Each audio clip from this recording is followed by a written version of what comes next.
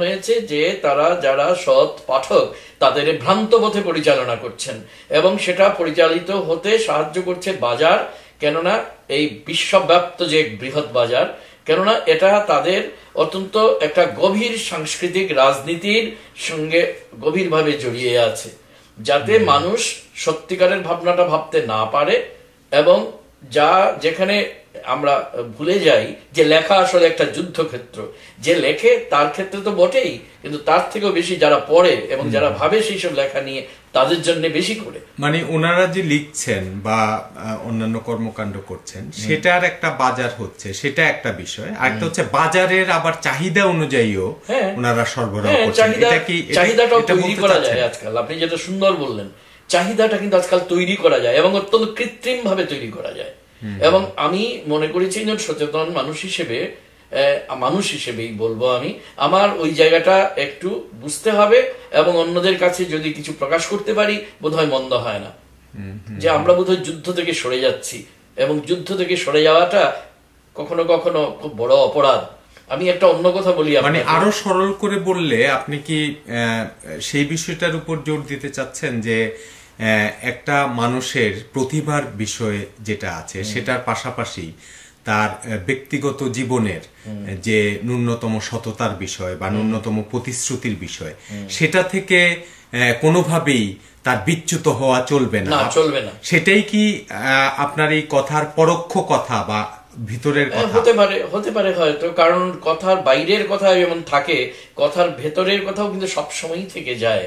তো সবসময় যে আমাকে খুলে বলতে হবে তারও তো কোনো মানে নেই, কিন্তু একটা সততার ব্যাপার বোধহয় আছে। এখন পৃথিবীর সবাই ন্যাংটো হয়ে গেছে, তাহলে আমিও ন্যাংটো হয়ে যাব, এটা আমার কথাটার জন্য কিছু মনে করবেন না যে এটার বোধহয় কোনো মানে হয় না।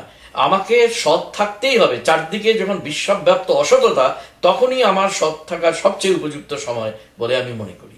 এবং সেভাবেও পরিচিতি হতে পারে, সেভাবেও একজনের কিন্তু জনপ্রিয়তা হতে পারে, এবং সেটা থেকেও কিন্তু একটা বাজার তৈরি হতে পারে। আমি একটু প্রসঙ্গত বলি, যেমন নোয়াম চমস্কি প্রতিষ্ঠান বিরোধিতা করতে করতে উনিই কিন্তু এখন একটা প্রতিষ্ঠানে পরিণত হয়েছেন, এবং এটা কিন্তু আমরা অনেকটা অসহায়, মানে হ্যাঁ। এবং এই যে ডক্টর তপোধীর ভট্টাচার্য, আপনার সাথে এখন কথা বলছি, আপনিও দেখা যাবে যে হয়তো একটা পর্যায়ে একটা প্রতিষ্ঠানের মতো হয়ে গেছেন, আপনাকে ঘিরেও একটা স্কুল তৈরি হচ্ছে।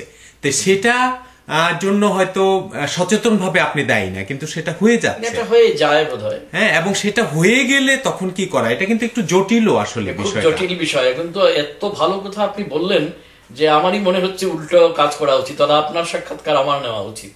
না না, সেটা না, মানে এটা আসলে খুব ভালো লাগলো এটা আমার বলে নেওয়া। হ্যাঁ হ্যাঁ, কারণ আমরা এখানে দেখেছি ওয়েস্টে, ধরেন আগে মানুষ ছিঁড়ে জিন্স পরতো, এখন ছিঁড়া জিন্সটাই কিনতে পাওয়া যায়। এটা কিন্তু হ্যাঁ অবশ্যই। এখানে ডিজেল নামে একটা প্রতিষ্ঠান আছে, ওরা ইনফরমাল ফ্যাশনের জন্য ওরা বিখ্যাত।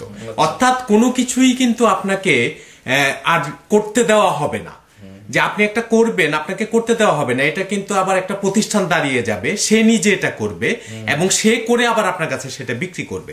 এবং এখন কিন্তু শুধু ডিজেল একমাত্র না, এরকম অনেক প্রতিষ্ঠান আছে যারা শুধু ইনফরমাল এরকম ফ্যাশন, আমি শুধু ফ্যাশনের ক্ষেত্রে এটা বলছি না, এটা চিন্তার ক্ষেত্রে আপনি যেটা বলছেন এটা অত্যন্ত গভীর কথা, এটা সর্বক্ষেত্রে হচ্ছে।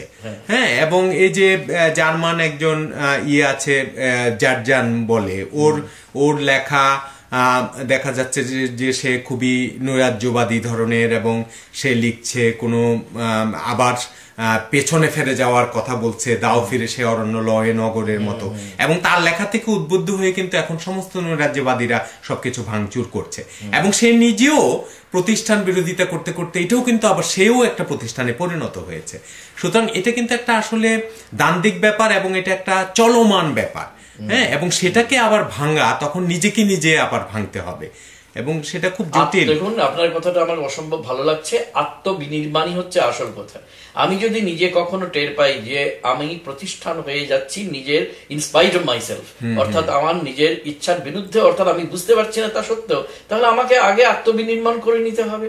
এবং এটা একটা, আপনি যে ঠিকই বললেন, একটা চলমান প্রক্রিয়া, এটা দ্বান্দ্বিক প্রক্রিয়া, এটা কখনো থামে না। তবে এই প্রসঙ্গে আমার মনে হচ্ছে ভারী ইন্টারেস্টিংলি যে হিস্ট্রি সত্যি বোধহয় রিপিট করে নিজেকে। কেননা দেখুন, এখন আমরা 1910 সালে আছি, তো আজ থেকে প্রায় 100 বছর আগে এই ইউরোপেই ঘটেছিল তো দাদা আন্দোলন। দাও সবকিছু ভেঙে দাও, যে তৃষ্ণা যারা তারা যে আন্দোলন করেছিলেন, পিয়ের রেভালডি যার মধ্যে জুড়ে গিয়েছিলেন, এবং যেটা পরে আপনার আর্ট ইজ ফর হরার, টেরার করতে হবে, terrorise everybody, terrorise the art itself. এই ব্যাপারটাও তো এক সময় প্রতিষ্ঠানে দাঁড়িয়ে গেল। তো সেখান থেকে সেটার পাঁজর থেকে জন্ম নিল পরাবাস্তববাদ, সুরিয়ালিজম। এটা একটা চলমান প্রক্রিয়া, এবং হয়তো 100 বছর পরে আবার একটু অন্যভাবে নৈরাজ্যপন্থী, আপনি জর্জিয়ানের কথা যেটা বললেন। কিন্তু একটা কথা আমি একটু বিনীতভাবে বলি, নৈরাজ্যপন্থা এটা হতে পারে অনেক কিছুকে ভাঙার জন্য, প্রতিষ্ঠানকে ভাঙার জন্য একটা আপাতত আমার একটা টেকনিক হতে পারে, কিন্তু রণকৌশল যেন রণনীতিকে কখনো হার না মানায়।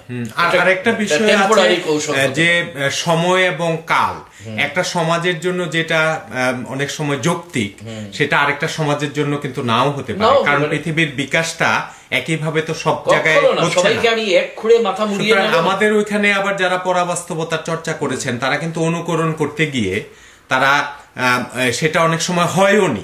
আবার ইউরোপে যেটা গড়ে উঠেছে দ্বিতীয় বিশ্বযুদ্ধের পর, বিভিন্ন ধরনের তাদের সমাজ বাস্তবতা এবং তাদের এসকেপ করতে হয়েছে। সমাজ বাস্তবতার ভেতর থেকে উঠে আসছিল সেই তাগিদটা। আমাদের কি হুবহু সেই সমাজ বাস্তব ছিল? না। যতই সংকট থাক, ওটা আমাদের ভাবতে হবে। কারণ ইউরোপ যা করছে, অতএব তাদের পেছনে ধেই ধেই করে আমিও নাচতে থাকবো, এটার কোনো মানে হয় না। এবং এইখানে আমার নিজের একটা ব্যক্তিগত প্রতিবাদ চিরকাল ছিল, চিরকাল থাকবে। আমরা এবার একটা প্রসঙ্গে চলে আসি যেটা অত্যন্ত উল্লেখযোগ্য আপনার ক্ষেত্রে, সেটা হচ্ছে লিটল ম্যাগ। আপনি প্রচুর লেখালেখি করেন এবং আপনার প্রায় সমস্ত লেখাই দুই বাংলার অসংখ্য লিটল ম্যাগাজিনেই আছে। লিটল ম্যাগাজিনের বাইরে আমি কখনো কিছু লেখেন নাই। আপনার কিছু বই প্রকাশিত হয়েছে আলাদাভাবে, কিন্তু আপনার মেইনলি প্রবন্ধ নিবন্ধ সবসময় লিটল ম্যাগেই। এবং এটা আমরা অনেকের ক্ষেত্রেই দেখেছি, কিন্তু তারা সমান্তরাল চর্চাটা করেন। দৈনিকেও একটা লেখা পাঠিয়ে দেন, সাপ্তাহিকও পাঠান, ঈদ সংখ্যাও পাঠান, পূজার সংখ্যাও পাঠান, আবার লিটল ম্যাগও কিছু দেন। কিন্তু আপনার ক্ষেত্রে মানে আমরা এখন যদি সাবকন্টিনেন্টের কনটেক্সটে চিন্তা করি, যে প্রতিষ্ঠিত যারা আছেন আমাদের মানুষ, তাদের মধ্যে আপনিই কিন্তু একমাত্র লিটল ম্যাগের বিষয়টাকে, এটাকে একদম একটা আরাধনার পর্যায়ে নিয়ে গেছেন, এবং এটাকে এই জায়গাটা আপনি স্টিক করেছেন এবং এখন পর্যন্ত আপনি করে আছেন।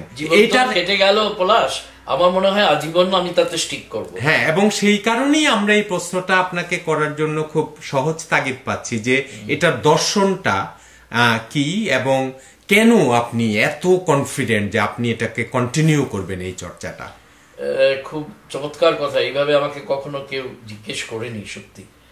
তো আমার যতটুকু মনে হয় যে প্রথম কথা হচ্ছে, আমার সম্পর্কে অনেক কিছু জানেন, বুঝতে পারছি। আমি যে জায়গায় বড় হয়েছি, এবং অধিকাংশ সময় কিন্তু আমি চাইলে হয়তো পারতাম অন্য অনেক জায়গায় কাজ করতে, করিনি, আমার মধ্যে থেকে এটা আসেনি। কারণ আমার মনে হয়েছিল যে আমার যে সাহিত্য লেখালেখি কাজ, সেটাও আসলে এক ধরনের সমাজ সংগঠনেরই কাজ।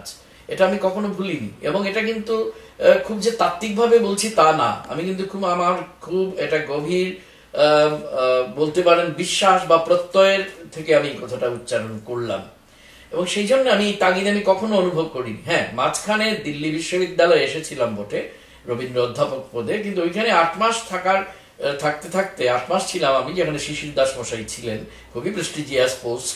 এবং সেটা আমার মনে হয়েছিল যে এইখানে থাকলে হয়তো আমার ইউরোপ বা পৃথিবীর অন্যত্র থাকলে অনেক যোগাযোগ হয়ে যেত। এটা অবশ্য আলাদা কথা, ওখানে থাকতে আমি উপাচার্য পদে পেয়ে গেলাম, এবং পেয়ে গেলাম যেহেতু আমার নিজেরই জায়গায় শিলচরে, যেখানে আমি তার একদম সূত্রপাত থেকেই অধ্যাপক হিসেবে আছি। আমার মনে হয়েছিল আমার যদি কিছু করার থাকে, শুধু তো মাত্র একটা বিশ্ববিদ্যালয় পরিচালনা করা নয়, এইমাত্র ওই যে কারণে আমি লিটল ম্যাগাজিন পরিচালনা করি, ঠিক একই কারণে শিলচরের মতন একটা এত অপরিচিত জায়গায়, এবং একটা আমি মাঝে মাঝে একটু খানিকটা মজা করে খানিকটা সিরিয়াসলি আমি বলি